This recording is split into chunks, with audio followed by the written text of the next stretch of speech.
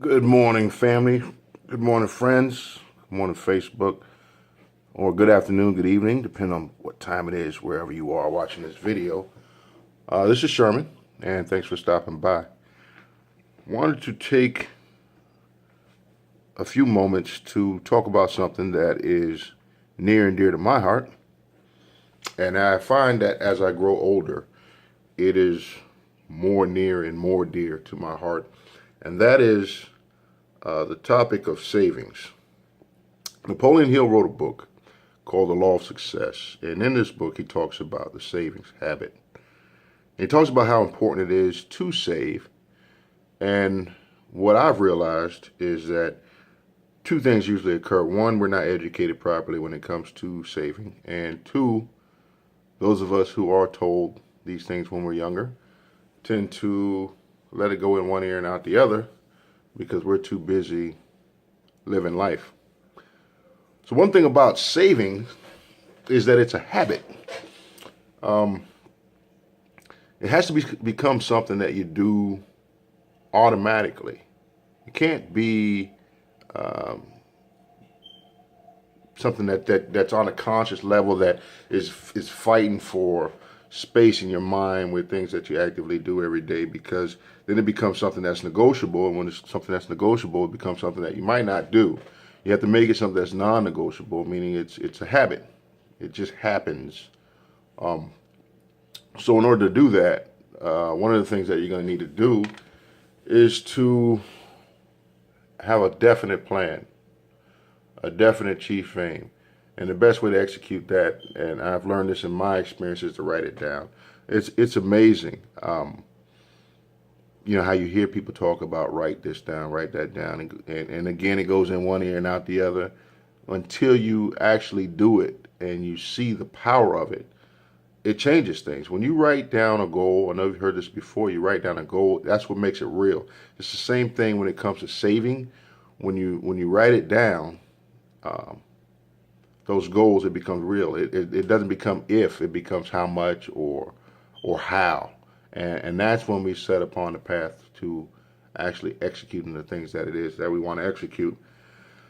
When it comes to saving, most of us had parents that didn't really understand the psychology of habit. I mean, when they raised us,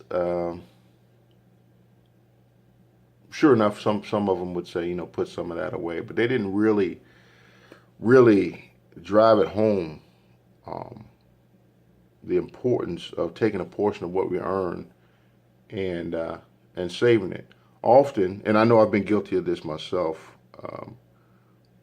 we as parents give things to our children because we didn't have them, and we want them to have a quote unquote better life than we had. And that's what ends up shooting us in the foot a lot of times in life, is trying to give our kids what we didn't have. We deprive them of the good things that we did have. Our childhood wasn't all bad. And sure enough, if you were like me and there were some things that you wanted in your life that you didn't have, parents couldn't afford it, that wasn't necessarily a bad thing. So we have to understand that when we go through life, we're not going to just be handed everything on a platter, and our kids need to understand that as well. They need to understand the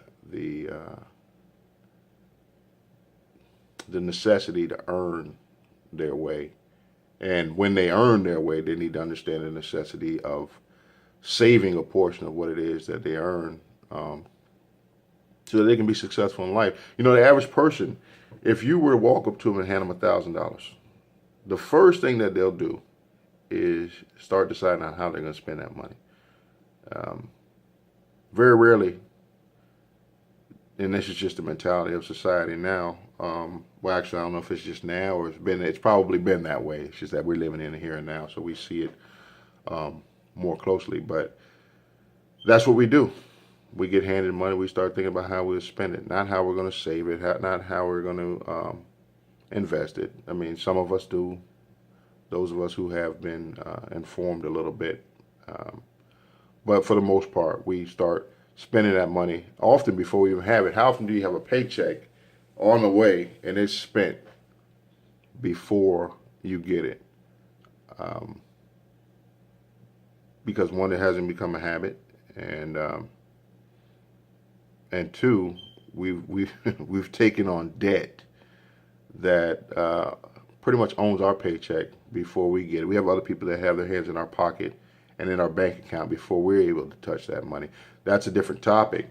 I'll follow that one up in a separate video, our friend debt. But right now we're talking about saving. So in order to save, what you need to do is you need to develop a system. What I needed to do was develop a system. And I tell you what, it to me, it feels good. I have a fetish for paying off bills, paying off debt. I mean, it's just one of the best feelings when you call somebody up and you tell them, listen, I wanna pay this off. When you hear the tone in their voice, they're like, they're trying to figure out how much of a payment you want to make, and you're like, no, I want the payoff. And then when you hear the payoff versus how much you would have paid if you continued making payments, that's a good thing. And then you realize how much money you've actually saved, and you can do that when you learn how to put money away and learn how to take on debt properly. But like I said, I'll talk about that in a separate video. But I guess the message that I wanted to put out is that you can never be financially independent until you develop the habit of saving. Because if you don't, all you're going to do is adjust your spending habits. So you've got saving on one side and you got spending on the other. And if you don't develop a habit of saving, you will modify your habit of spending.